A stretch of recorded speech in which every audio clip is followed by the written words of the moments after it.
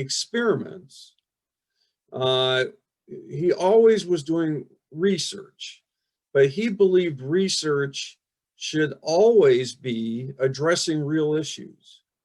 So he called it action research. He thought that research that was just purely for knowledge but wasn't applied to real world issues was, in a sense, a waste of effort, because there are plenty of real world issues for us to address. And also he wanted to test theory in the actual world versus just having it be theory. So action research is what his methods came to be known as, but he called it training action research, because every time he did an intervention, training was part of the intervention. He would help people learn how to think differently about what they were facing and to talk to each other differently. And so be able to have dialogue even when they had differences. So there was always the three elements for him.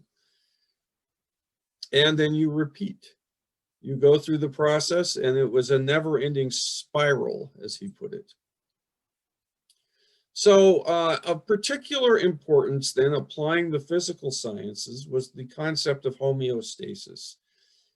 In Lewin's social science, every system is in homeostasis. You have forces which are holding it in place.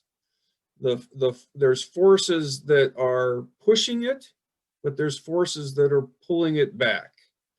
And so what people tend to do to try to change organizations is they will, let's say if they want more performance, they'll press for more performance.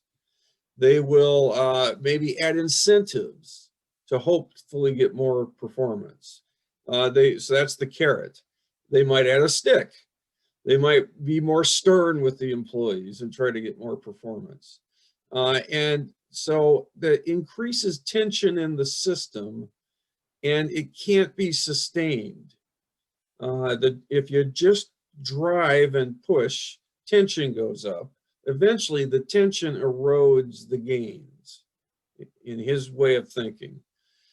So instead, what Lewin would have people do in all kinds of different circumstances is identify what's holding things back, to have a group dialogue about what he called the restraining forces.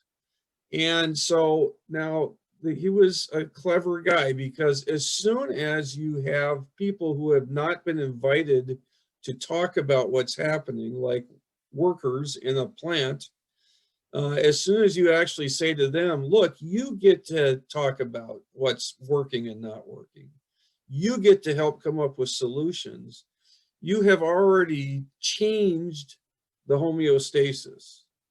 You are already removing or weakening a restraining force, which in most places is that only the experts and only the management people are trying to do all the thinking.